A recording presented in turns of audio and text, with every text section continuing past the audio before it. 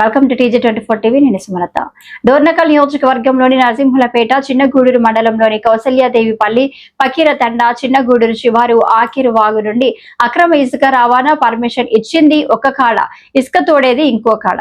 బండెడుక బండి కట్టి ఆకేరు వాగు నుండి ఇసుక మూట కట్టు. ఇందిరమ్మ ఇండ్ల పేరిట ఇసుక దంద. 100 ట్రాక్టర్లతో 1000 ట్రిప్పుల తరలింపు. ఒక్క కూపన్ 4 ట్రిప్పులు. అధికారుల మౌనం ప్రశ్నార్థకం. చూసి చూడనట్లు వ్యవహరిస్తున్న సంబంధిత అధికారులు. నిరుపేద ప్రజల సొంతింటి కలను నెరవేర్చాలనే సదుద్దేశంతో రాష్ట్ర ప్రభుత్వం ప్రతిష్టాత్మకంగా చేపడుతున్న ఇందిరమ్మ ఇండ్ల నిర్మాణం ఎప్పుడు ఎలా పూర్తవుతుందో, ఎంత ఖర్చు అవుతుందోనని ఓవైపు లబ్ధిదారులు ఆందోళన చెందుతుంటే, ఇసుక వ్యాపారులకు మాత్రం ఈ పథకం కాసుల వర్షం కురిపిస్తున్నట్లు వాదనలు వినిపిస్తున్నాయి.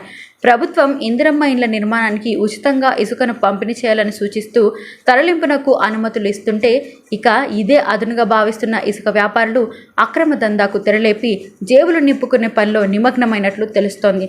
దీంతో ప్రభుత్వ ఆశయానికే కాదు, లబ్ధిదారుల ఆశలకు ఇసుక వ్యాపారులు గండి కొడుతున్నారనే విమర్శలు వెల్లువెత్తుతున్నాయి. అనంతరం మహబూబాబాద్ జిల్లాలోని నెల్లికుదురు మండలంలోని ఆకేరు వాగు నుండి పర్మిషన్ లేకుండా విచ్చలవిడిగా ఇసుక మాఫియా పట్టించుకున్న నాదుడే లేడని మండల ప్రజలు ఆరోపిస్తున్నారు. ఇప్పటికైనా అధికారులు స్పందించాలని పలు సంఘాల నాయకులు డిమాండ్ చేస్తున్నారు.